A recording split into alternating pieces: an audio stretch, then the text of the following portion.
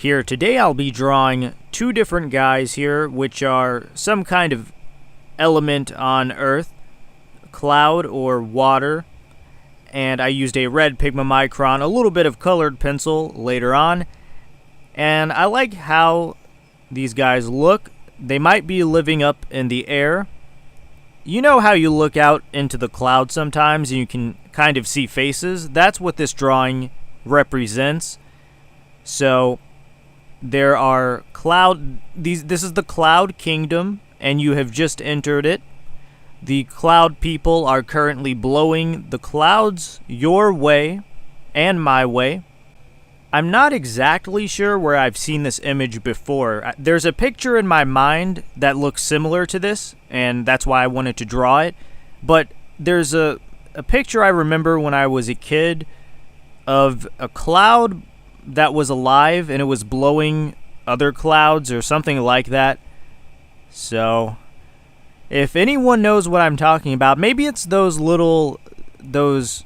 long strips of pictures kind of in elementary school or kindergarten where there's, suns and different clouds with smiley faces on them. It's probably something like that I remember. And this drawing here is kind of like that, I guess. If that's what I remember correctly. I don't know. There's a lot of things that I remember that may not even be correct. Maybe it's just some kind of Mandela effect that didn't actually occur. But I like the side profile of the guy on the right.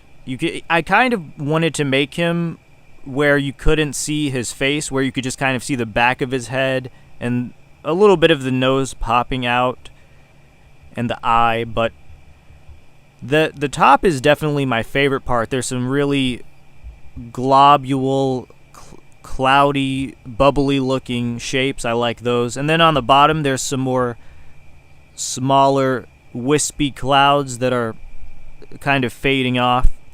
But pretty good drawing here, I would say.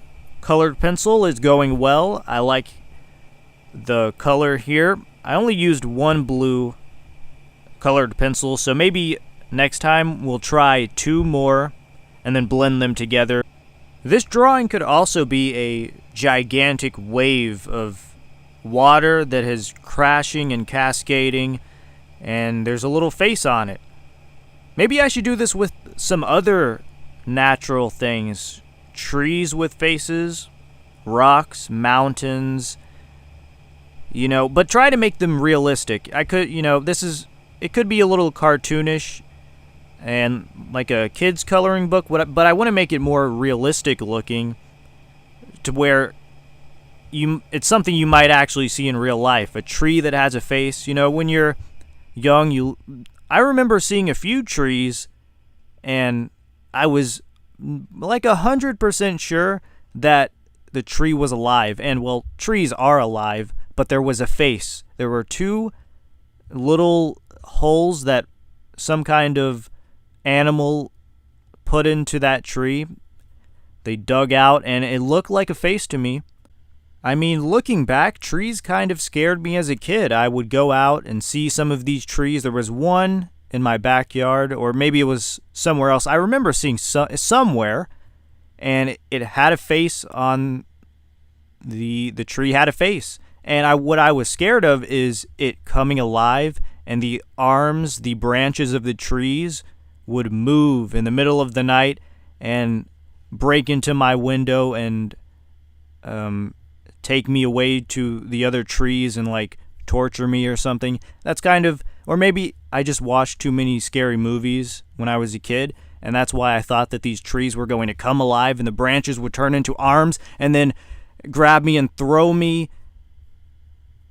And that's what some of these drawings are probably about. Maybe they're not actually happy, fun drawings. They're just visions of my nightmares. Now that I think about it, clouds were kind of scary too. I would see faces and be scared of them. I would look at the clouds and think that they're looking back at me. I was just scared of everything as a kid. Everything was just looking back into my soul. I would look out into the cosmos and the universe in the middle of the night, And of course, I would see it looking back into myself. But of course, now we are not as scared, and I just see clouds and trees, and it's like normal now. So that's all for today. Thanks for watching. Goodbye.